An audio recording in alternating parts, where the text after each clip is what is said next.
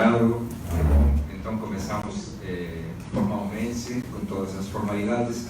Eu vou me levantar, vou contar novamente a formalidade, para passar aqui os slides. A minha apresentação é sobre sociolinguística e democracia. O tema da mesa, como viram, é a sociolinguística em tempos de cultura democrática. E hoje é o dia 16 de maio, até agora estou falando coisas que todos já sabem. O 16 de maio é o dia das letras galegas. O Núcleo de Estudos Galegos também é organizador deste evento. E eu vou tentar, na minha fala breve, combinar três questões. Vou tentar falar do galego, vou tentar falar do dicionário de sociolinguística, do professor Marcos Banho, e vou falar de democracia e sociolinguística. Tudo isso, esses três aspectos, em meia hora. Para isso fiz uma pequena apresentação que espero que funcione.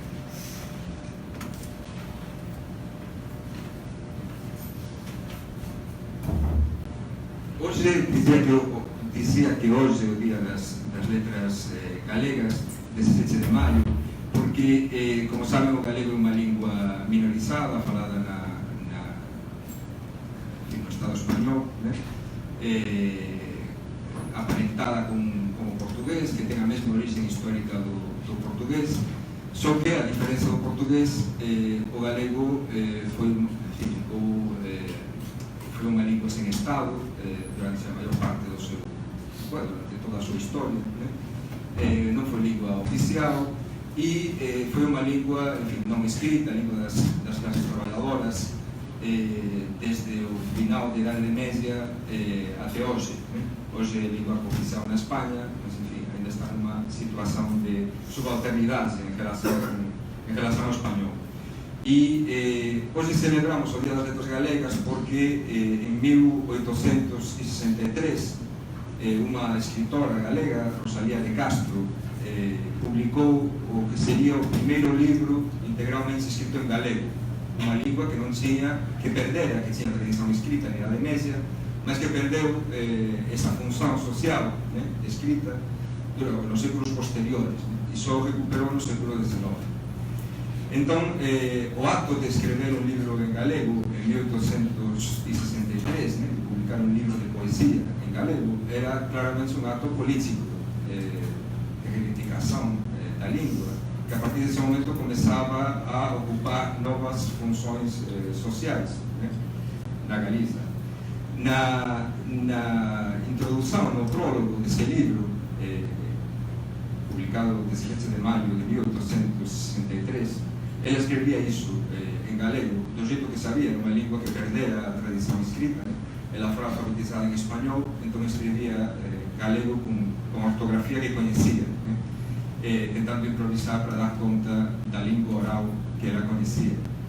E ela escreve: sem gramática nem regras, da galega, sem gramática nem regras de nenhuma classe, o leitor topará muitas vezes faltas de ortografia, xiros que disoarán os oídos dun purista, pero ao menos, e para desculpar en algo estes defectos, puxen o maior cuidado en reproducir o verdadeiro espírito do noso povo.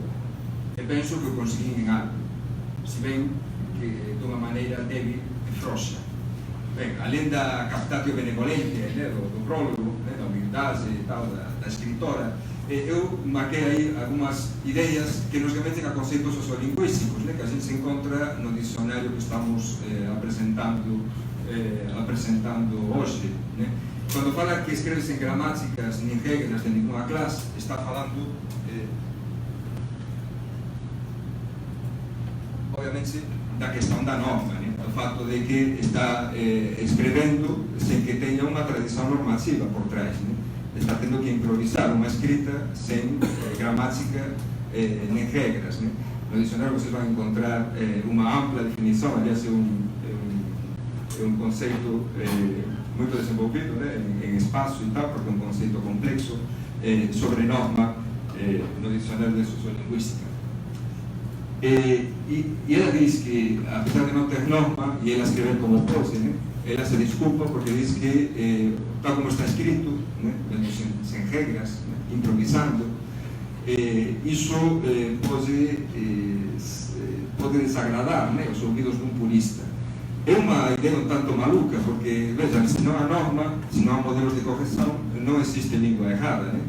Na realidade nada está errado, tudo é certo, mas iso faz parte dunha ideoloxía, né?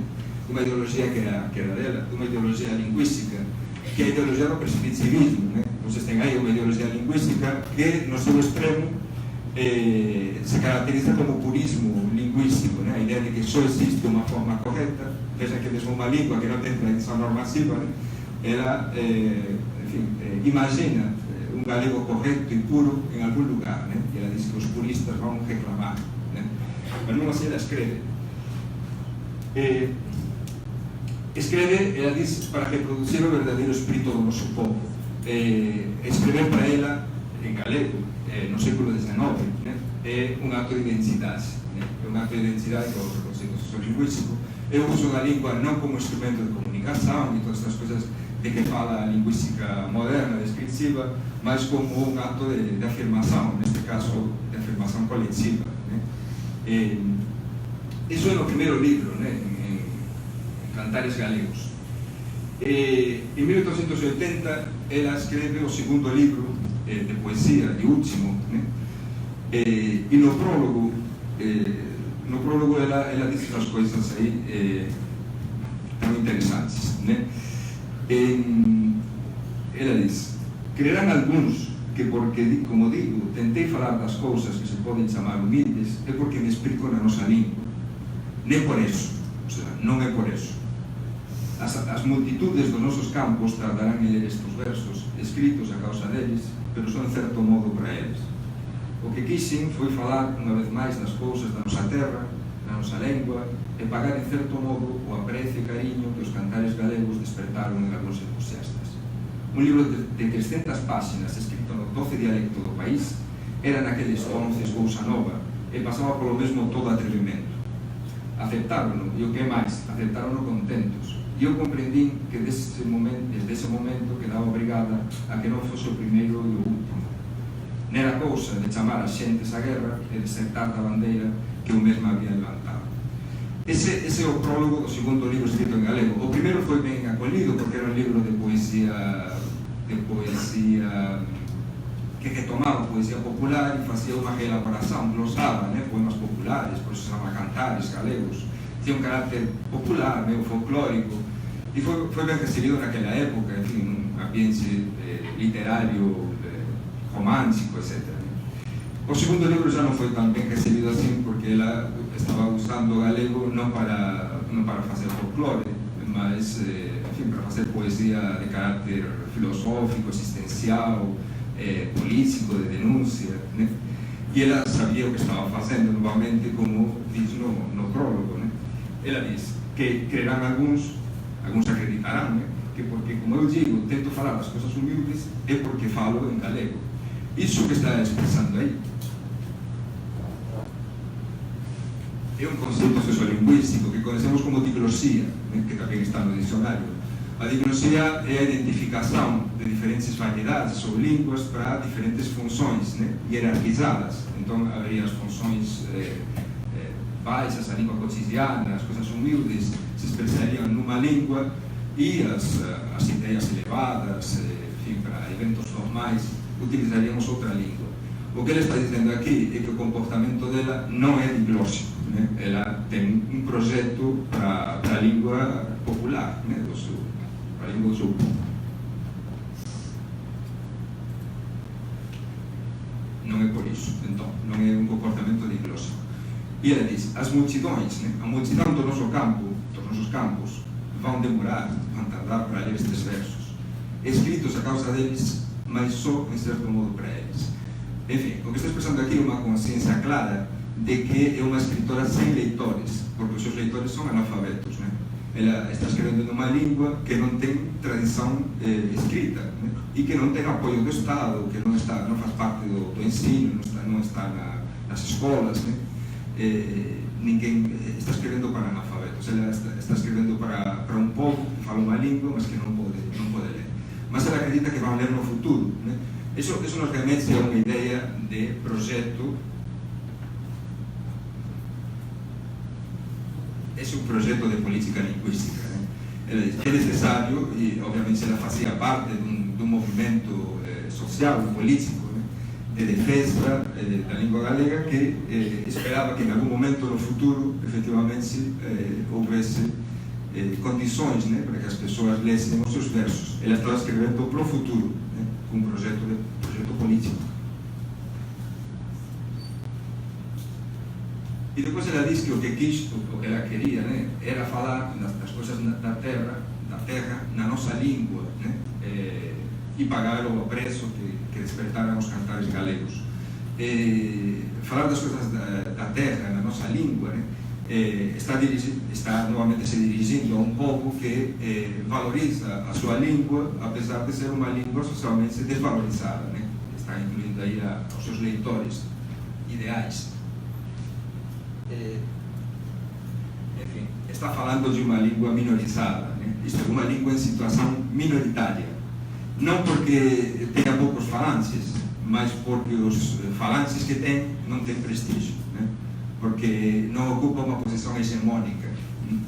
E, enfim, esse conceito de língua minorizada, como diz o dicionário do Marcos, é um conceito caro à sociolinguística catalã e galega, né? O galego, nesta altura, ainda é hoje, né, mas no século XIX mais, era a língua maioritária em termos numéricos, mas era a língua minorizada em termos sociais, né?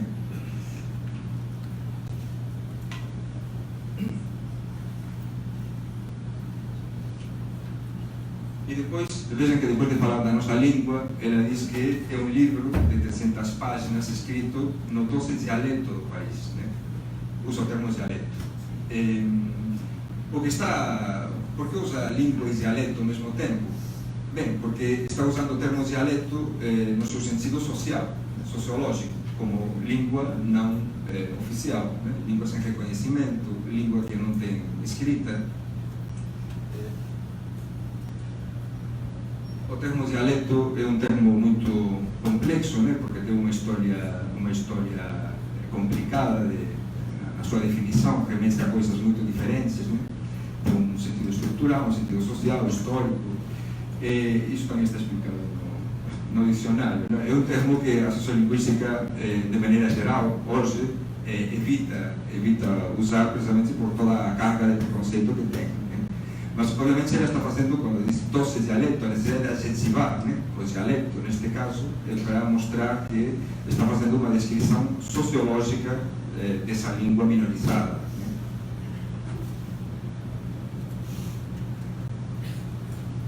E, enfim, no final, ela diz que chamou a gente à guerra, né? E que não vai desertar da bandeira. A guerra das línguas é um conceito também usado na sociolinguística, e isso nos remete a uma posição que a gente gosta de chamar glotopolítica, né? Isto é, Rosalía de Castro, a política linguística não é apenas a política dos Estados, né? A que fazem instituições estatais, ou, enfim, governos, etc., mas é também a intervenção política, né, dos cidadãos. Rosalía de Castro, como cidadã, como artista, como poeta, assumia uma posição glotopolítica, né? Estava participando dessa guerra das línguas, defendendo a língua das multidões dos campos, né? Ou, como dizia em outro trecho do prólogo, das ciências do trabalho, né, da Galiza. E, bom, isso nos remete à segunda parte, que a parte final, né, da minha apresentação, que é a relação entre sociolinguística e democracia, né?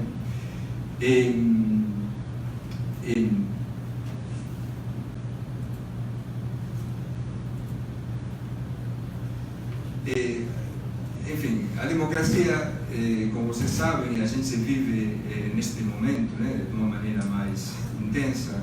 A democracia é um escândalo, né? É algo dificilmente aceitável para muitas pessoas, né? É escandalosa porque parte de um pressuposto, né, que é o pressuposto da igualdade radical entre todos os cidadãos, né? Quando falamos de democracia em relação à linguagem, né, estamos falando também de uma uma igualdade radical entre todos, né? Igualdade não como um projeto de futuro, né, de construção de uma sociedade onde todo mundo seja igual, mas igualdade como princípio de partida, né? A ideia de que, efetivamente, pelo fato de sermos humanos e de termos liberdade, né, de ação, podemos participar em igualdade de condições todos dos negócios públicos, né? Dizer que isso é um escândalo e que hoje esse escândalo está mais à mostra, né? Está muito mais claro, enfim, porque circulam enunciados antidemocráticos, né? Porque resulta escandaloso, né, a presença de mulheres, de negros, de índios em espaços do Estado, né, institucionais, onde supostamente não deveriam estar, né? Essa presença enfim, é essencial para constituir uma sociedade democrática. Como diz Rancière, a política ou é democrática ou não é política, não é outra coisa. A política existe quando a ordem natural da dominação é interrompida pela instituição de uma parcela dos sem parcela, isto é, dos que, quando aqueles que não têm nada, né, mesmo não tendo nada, podem participar das coisas públicas, né? Rancière diz que o que não é política é uma forma de polícia, de policiamento, né? Assistência de partes perfeitamente divididas, né? Chefes subordinados, hierarquias entre pessoas de bem e pessoas de nada, entre as elites e as multidões, entre os bonitos e os ignorantes, né? Reconhecer ou valorizar, criar espaços para a participação das multidões, né? Como queria Rosalía de Castro com o galego, né? Ou como queremos alguns sociolinguistas, né? Em relação às variedades linguísticas faladas, né? É uma posição política e, portanto, democrática.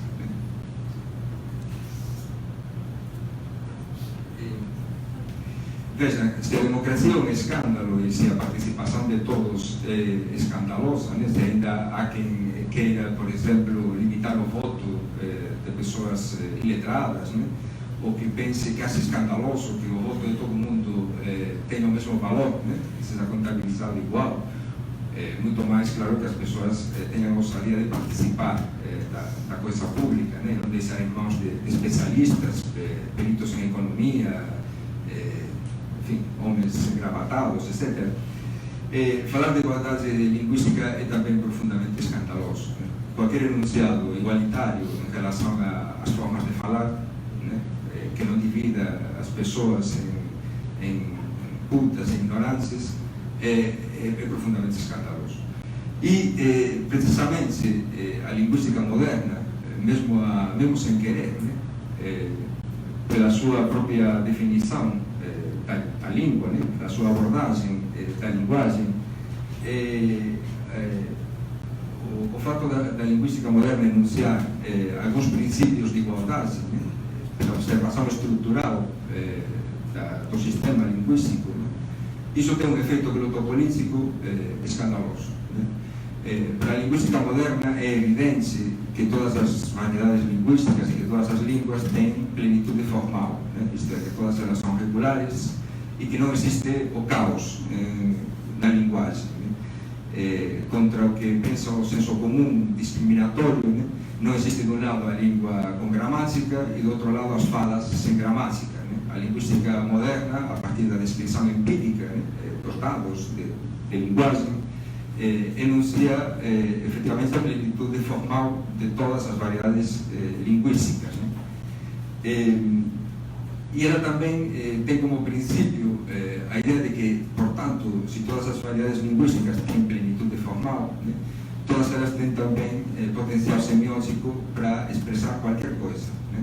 Uma língua como o galego, né? Que não servia que não tinha escrita durante séculos, pode ser escrita e nessa língua pode-se escrever de tudo, né? Você pode escrever de física, pode fazer literatura, obviamente, né? Não há nada que impeça transformar qualquer variedade numa língua com potencial para enunciar qualquer coisa, né? E, obviamente, para desenvolver o potencial semiótico, né, de uma variedade linguística, é necessário intervir sobre ela, criar instrumentos, fazer uma política, né, de planejamento de corpos, né, de desenvolvimento, de elaboração de recursos para que essa língua ou essa variedade possa servir para tudo. Enfim, enunciar esses princípios, né, igualitários é escandaloso, né? E a gente, enfim, comprova isso quando linguistas mesmo politicamente conservadores, né, são vistos como libertários ou anarquistas por enunciar precisamente essa igualdade entre todos os falantes, né? Essa igualdade entre todas as variedades do ponto de vista estritamente estrutural, né? Enfim, isso causa por si só um efeito político, né? Do meu ponto de vista, é necessário que a linguística vá além, né, desse efeito glotopolítico que causa simplesmente enunciar a plenitude formal e o potencial semiótico de todas as variedades, né?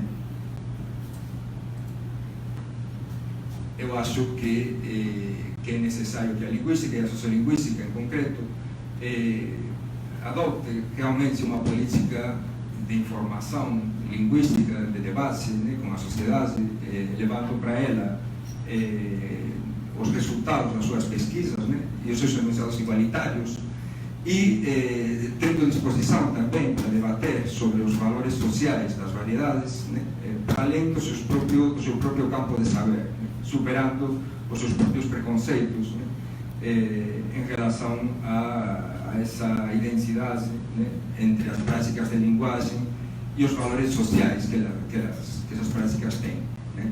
Porque efetivamente as variedades são muito mais, a língua, né, é muito mais do que um sistema estruturado de elementos, né? Ela tem um valor social enquanto prática, né, de linguagem. E sobre isso eu acho que a linguística também deve intervir, né, no debate social. Dizia antes que o que caracteriza a democracia é a igualdade, né?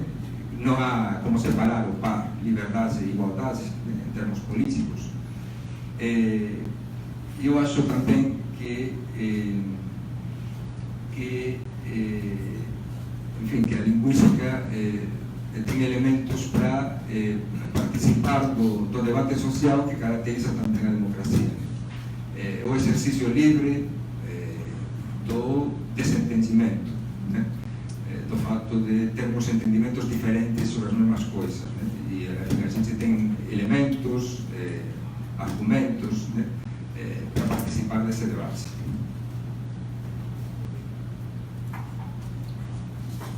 Vou concluir com dois casos, dois exemplos de como as práticas de linguagem têm valor social e de como, desde a sociolinguística ou desde a linguística, a gente pode participar dos debates.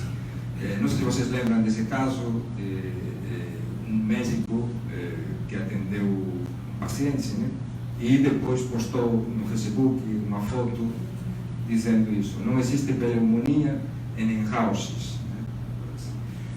Pneumonia em houses é como falar ao seu paciente, né, debochando dele. Enfim, uma das questões sobre as quais a gente tem capacidade de intervir é precisamente sobre o que tem a ver com a norma, o padrão, a normatividade, né, utilizada socialmente como elemento de exclusão, né. E isso, enfim, é o maior exemplo possível de exclusão, né. Não diz que a pneumonia esteja incorreto de acordo com um modelo, etc. O que ele diz é que não existe, né. A não existência daquilo que se afasta do cânone, né, é o que Boaventura de Sousa Santos, enfim, descreve, né, como uma das características precisamente de sociedades divididas, né, em que há uma linha, o que ele chama de linhas abismais entre a parte da sociedade onde há reconhecimento de direitos, onde há regulação, né, de comportamentos, e outra parte da sociedade onde reinaria a violência e a opressão, né? Enfim, diz Boaventura de Sousa Santos, tudo aquilo que o cânone non legitima ou reconhece é declarado inexistência. A não existência assume aqui a forma de ignorância ou de incultura.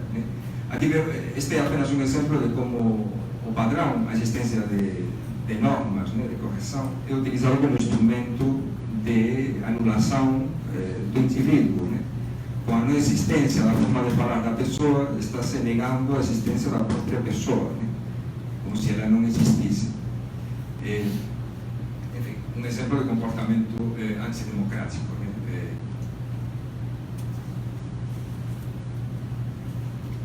E a gente vê também como a linguagem tem a capacidade precisamente de indicar identidades sociais.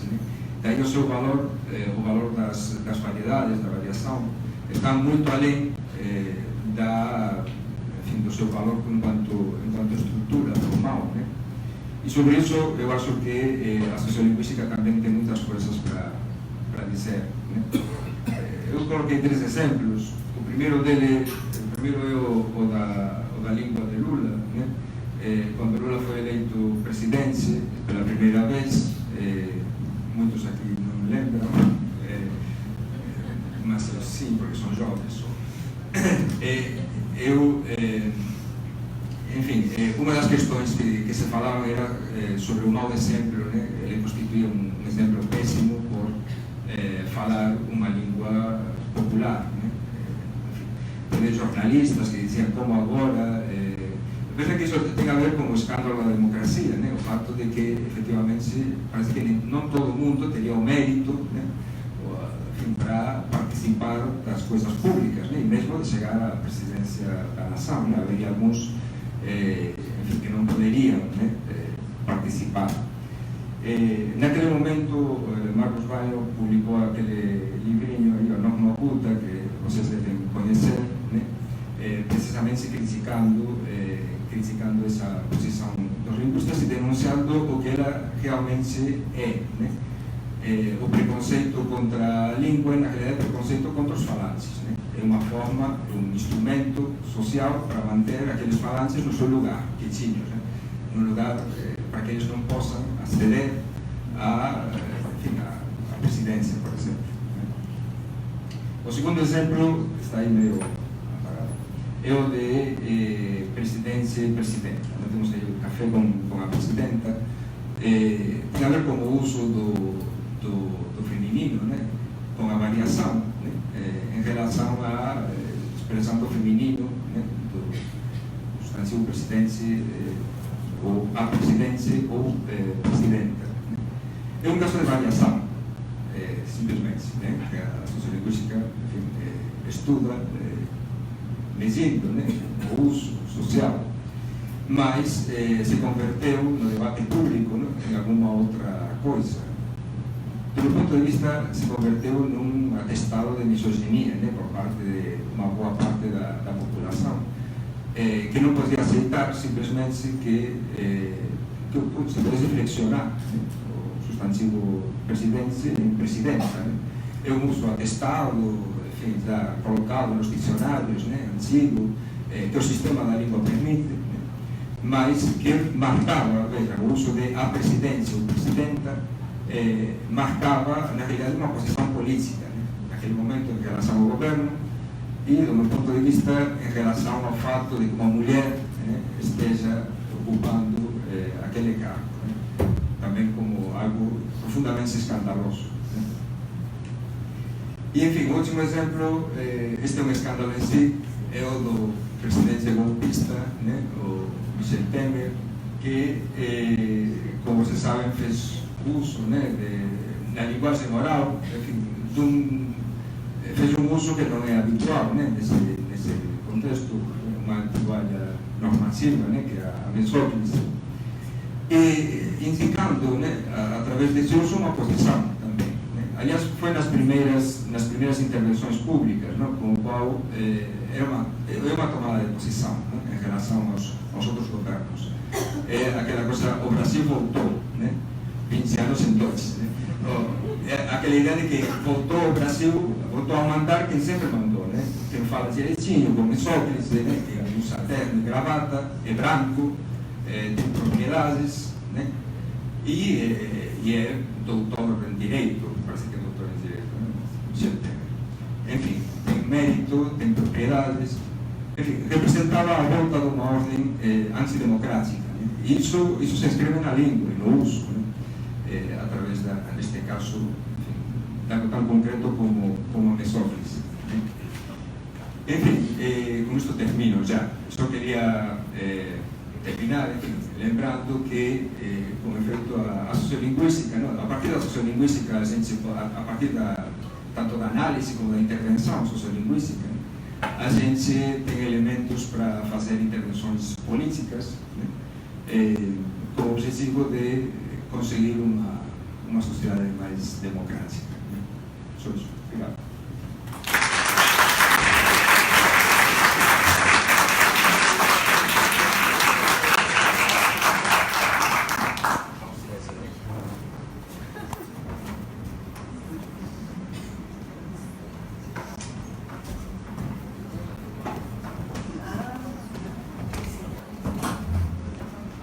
Boa noite e obrigado pela presença. Enquanto o João tenta acender a luz aqui de cima, que eu vou ler, vou fazer uma coisa que eu não faço quase nunca quando eu falo em público, que é ler um texto. Né?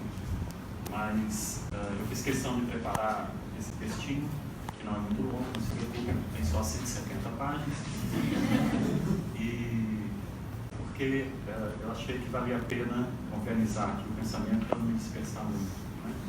Também vou fazer uma coisa inédita, né, vocês podem anotar, que eu nunca fiz também, que é falar um pouco da minha vida, né, para poder chegar até o ponto onde eu quero chegar, que são os dias de hoje. Eu agradeço especialmente aos colegas que se prontificaram a participar dessa mesa, e que em seguida vamos ter o lançamento do dicionário também. Eu venho com cada vez mais frequência aqui, a Universidade Fluminense, que está se transformando já na minha segunda casa acadêmica. Né? Eu moro em Brasília, trabalho na Universidade de Brasília, mas por conta de relações pessoais e também pela existência de um programa como o daqui, com uma linha específica de política-linguística e contatos, eu, para a tristeza dos meus colegas de Brasília, preferi atuar na pós-graduação daqui. Tem sido muito legal, muito bom, eu tenho aprendido muito com os colegas. Então, não vou fazer propaganda do dicionário, porque o Sean já fez, né? E de uma maneira muito legal, muito bonita, homenageando a Rosalía de Castro, que é a grande poeta da língua galega. E eu sempre digo que uma das coisas mais bonitas que eu acho nesse ressurgimento da língua galega é exatamente o fato de ter sido uma mulher. Então, é muito simbólico que a língua tenha sido ressuscitada literariamente por uma mulher. Então, vamos lá. Né? Eu fui criado numa família de comunistas ortodoxos, de linha dura stalinista mesmo. Meu pai era militante do PCB, Partido Comunista Brasileiro, sofreu processo durante a ditadura e por pouco a gente não teve que se exilar. Eu cresci nesse ambiente e foi nele que se moldou minha consciência política, sempre assumidamente de esquerda. Mas algumas posturas daquela ideologia me incomodavam. Os comunistas que eu conheci naquele período, durante a infância e parte da adolescência, eram de um moralismo quase tão rígido quanto o dessas seitas pseudo-evangélicas proto-fascistas que infestam e infectam a sociedade brasileira de hoje. Então, eram muito machistas, apregoavam uma moral sexual que, como toda moral sexual, era hipócrita, porque só valia para as mulheres, enquanto os homens tinham toda a liberdade para saltar alegremente de galho em galho. Eu nunca me esqueci de uma resposta que meu pai me deu para uma pergunta que fiz a ele quando eu devia ter por volta dos 12 anos. Eu perguntei: pai, as mulheres não deviam também trabalhar fora? Eu já tinha aprendido essa expressão, trabalhar fora, que deixava muito clara a excepcionalidade da mulher profissional, porque fora queria dizer fora de casa, já que dentro de casa era o lugar natural da mulher. Fiz essa pergunta. E o meu pai me respondeu: só depois que todos os homens tiverem emprego. Então, ele não se lembra disso, evidentemente, né? Mas essa resposta me marcou desde sempre, né? Então, ela resume bem a mentalidade dos comunistas daquela geração. Meu pai hoje já mudou de opinião, viu, gente? Ele já chegou aos 80 e foi passando por muitas coisas, né? Mas essa resposta resume a mentalidade dos comunistas daquela geração, essencialmente homens brancos de classe média letrada, que acreditavam no postulado leninista de que cabia a eles, intelectuais, ser a vanguarda da revolução, liderar ideologicamente o proletariado que não tinha consciência da sua própria situação de explorado. Não admira, então, que no início dos anos 80, quando surgiu o Partido dos Trabalhadores, nascido diretamente das lutas operárias, os comunistas da velha guarda se escandalizaram. Afinal, a liderança do movimento estava nas mãos dos trabalhadores, e os intelectuais que desejassem acompanhar o movimento tinham que reconhecer essa liderança, se deixar levar por ela, aceitá-la, em vez de pretender conduzir os trabalhadores. Então, eu me lembro perfeitamente disso, né? Meu pai e os demais camaradas, porque, né, quem tem companheiros são os petistas, os comunistas são camaradas, né? Era coisa bem diretamente soviética. Então, né? Então para eles, o movimento surgido ali das grandes greves do ABC Paulista, a liderança mesmo do Lula, etc., era considerado assim, um escândalo. Como é que esses caras operários vão poder conduzir a revolução, conduzir o progresso social? Por razões que a psicanálise sem dúvida explica, eu aderi àquelas posturas. Eu queria ser muito igual ao meu pai, que era para mim a pessoa mais inteligente do mundo. Mas a ideologia com a qual eu convivi na infância e na adolescência, e que eu tratava de adotar, era para mim um motivo de sofrimento. Afinal, aquela moral sexual ia na contramão dos meus próprios desejos, que eu reconhecia e reprimia, sem sucesso, como acontece sempre nesses casos. Foi então que aos 19 anos, ou seja, né, no segundo quartel do milênio passado, fiquei sabendo da existência de um jornal chamado Lampião da Esquina. Para quem não sabe, a maioria que não sabe, né, porque muitas aqui já nasceram neste século, né? Para quem não sabe, já faz quase 40 anos, o Lampião da Esquina, ou simplesmente Lampião, foi a primeira publicação produzida por e para homossexuais no Brasil, ainda em plena ditadura. Eu ia todo mês até uma banca de jornal na rodoviária de Brasília, que era a única que vendia Lampião, comprava o meu exemplar, enrolava e escondia no braço de uma jaqueta jeans, para que ninguém me visse com aquilo dentro do ônibus e muito menos em casa. Então era assim mesmo, né? Mesmo fazendo 35 graus, né, eu ia com a minha jaqueta jeans, comprava o jornal, enrolava, se enfiava na manga da jaqueta e saía carregando desse jeito, né? Num dos primeiros números do Lampião que eu li, eu topei com uma frase que era uma espécie de lema do jornal. Olha que frase: não espere a revolução, tenha um orgasmo agora. Uau, essa frase foi para mim uma verdadeira revelação. Foi quase uma fórmula mágica dessas que fazem toda a realidade em volta se transformar por completo. Né? Quando a gente vê nos filmes o abracadabra que transforma tudo, né? Então para mim foi mais ou menos assim, né? Afinal, eu vim escutando desde sempre a mesma ladainha. É contra-revolucionário lutar pela preservação do meio ambiente. Primeiro é preciso fazer a revolução social. É contra-revolucionário lutar contra o racismo. Primeiro é preciso fazer a revolução social. É contra-revolucionário lutar contra o machismo. Primeiro é preciso fazer a revolução sexual. A revolução que estava para acontecer fatalmente ia resolver todos os problemas da sociedade. Não fazia sentido querer resolver esses problemas antes, nem muito menos aos poucos em setores específicos. Pois esses comunistas que se diziam muito ateus e anticristãos, repetiam sem saber as mesmas palavras do apóstolo Paulo, que dizia que ainda nesta vida, ou seja, na vida das pessoas do tempo dele, Jesus Cristo ia retornar para instituir seu reinado sobre a terra. Quando a gente vê as epístolas de Paulo, ele diz: temos que nos preparar, né? Não adianta libertar os escravos agora, não vamos fazer nada disso, porque Jesus Cristo está chegando assim, depois de amanhã, né? Então, vamos esperar a vinda dele. Então, Cristo até hoje não voltou, e a Revolução Social, mesmo onde aconteceu, não resolveu todos os problemas, né? Basta lembrar a situação dos homossexuais em Cuba, por exemplo. Hoje, eu acredito que não é preciso esperar a Revolução para ter um orgasmo, para defender o meio ambiente, para combater o racismo, o sexismo, o ódio de classe, etc.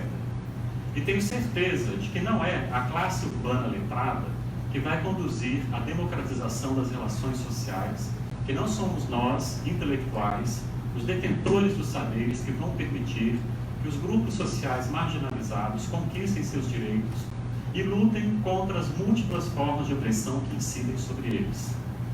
Eu tenho aprendido a reconhecer que a libertação das mulheres tem que ser obra das mulheres, assim como a das pessoas negras tem que ser obra das pessoas negras.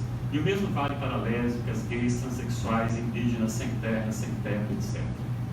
Eu tive de renunciar, não sem muito esforço, ao meu narcisismo de homem branco de classe média urbana, letrada, renunciar à ideia de superioridade natural das pessoas que ocupam o mesmo lugar social que eu.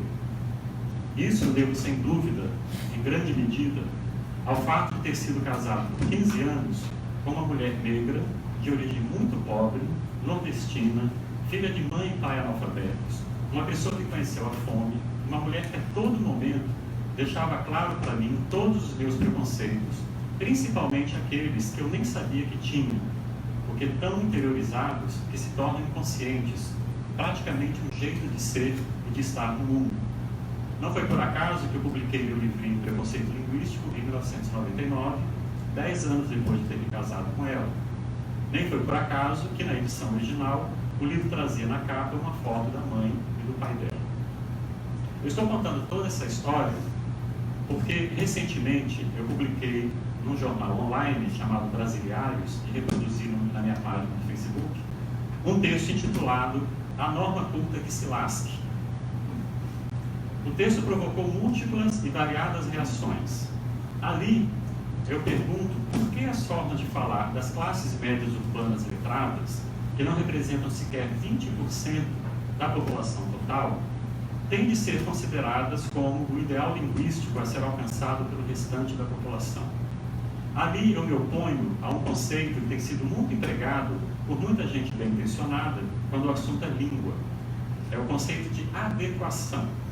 A pessoa pode falar como quiser, desde que reconheça que ela tem de se adequar a sua fala à situação comunicativa, ao interlocutor, ao ambiente que se dá a interação, etc. Só que numa sociedade perversamente hierarquizada como a brasileira, essa adequação significa, para a grande maioria das pessoas, submeter-se às expectativas das classes dominantes. Para mulheres, pessoas negras, pobres, etc., adequar-se significa sujeitar-se aos padrões impostos pela minoria privilegiada.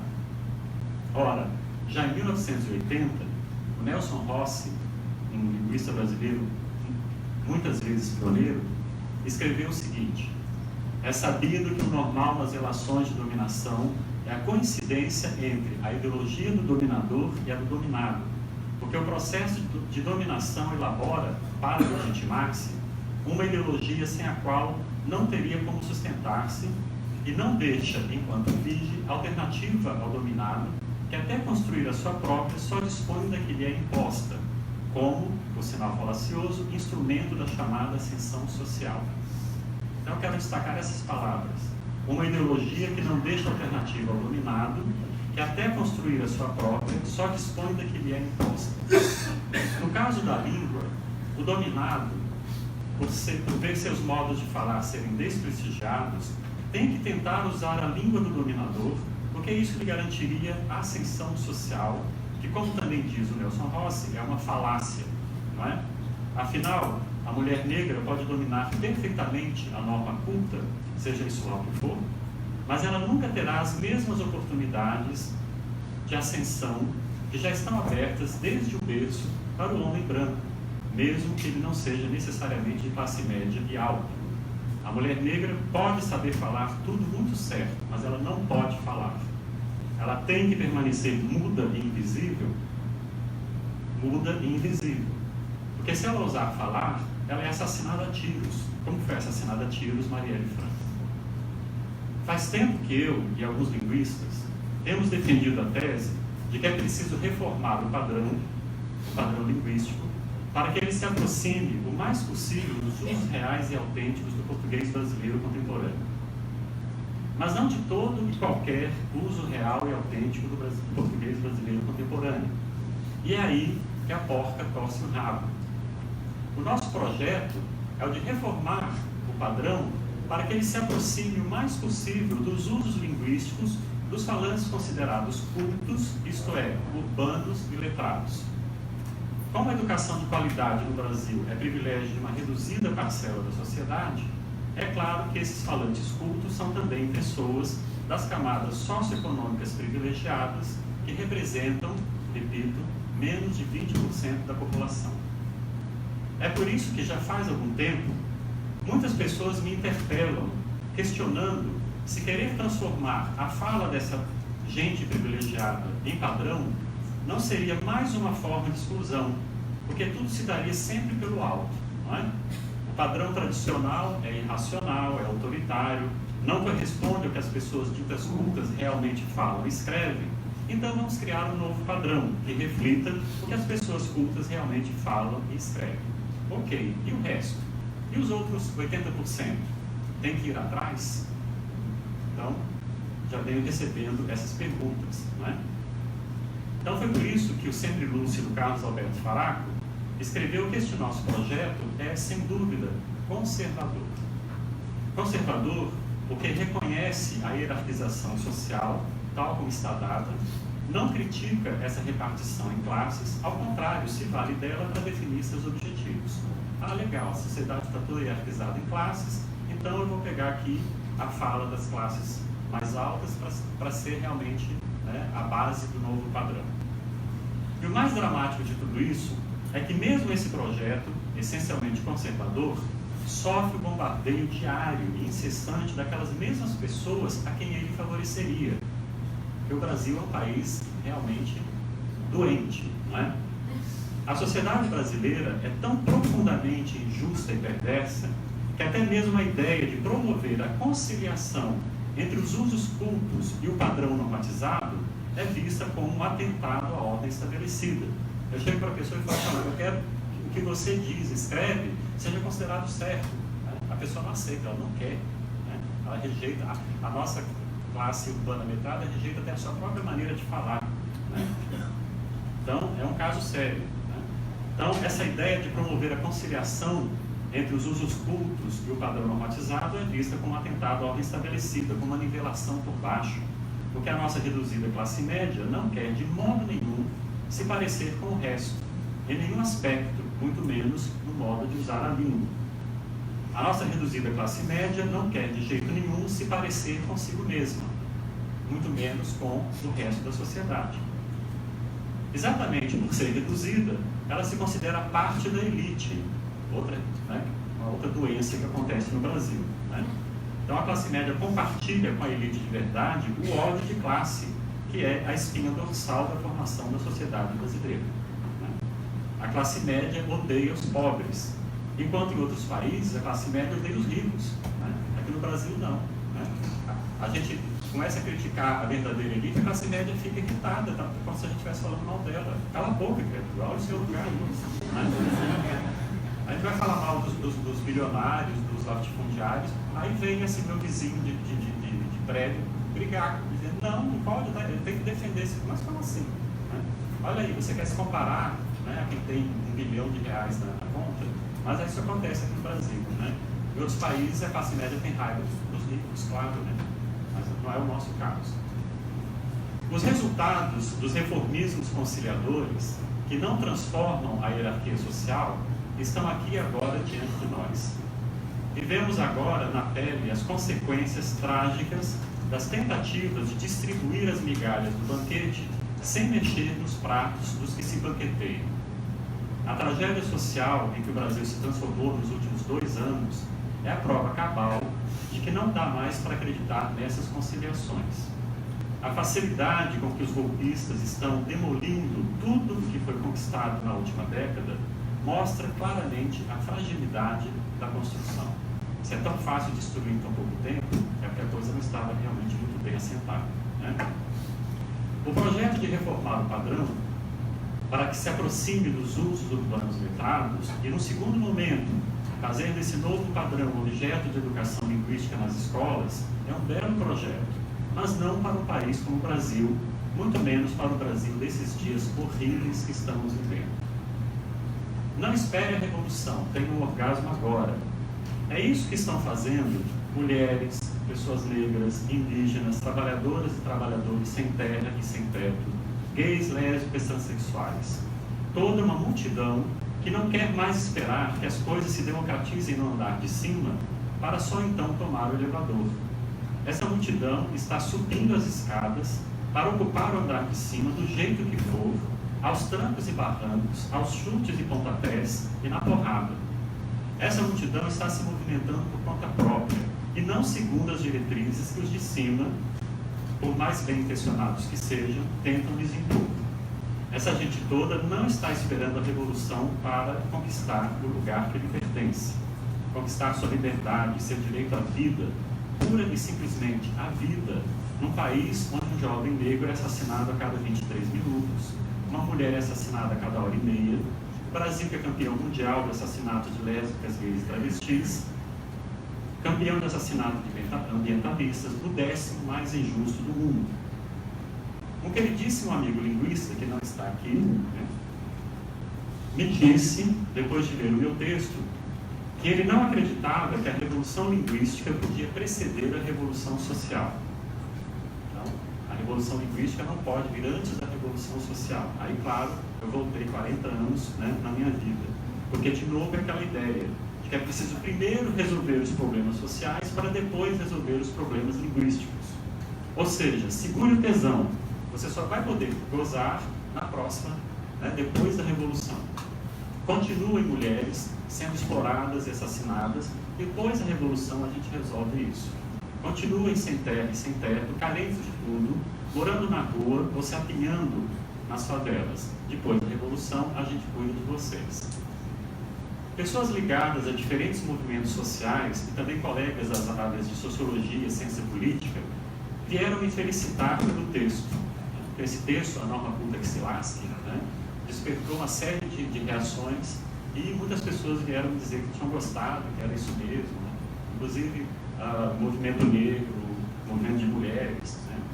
Curiosamente, as críticas vieram do lado dos colegas linguistas. Críticas feitas, felizmente, em tom de debate saudável, como o que estamos tendo aqui agora. Mas que essas críticas venham do nosso campo de conhecimento é algo que talvez mereça uma análise cuidadosa.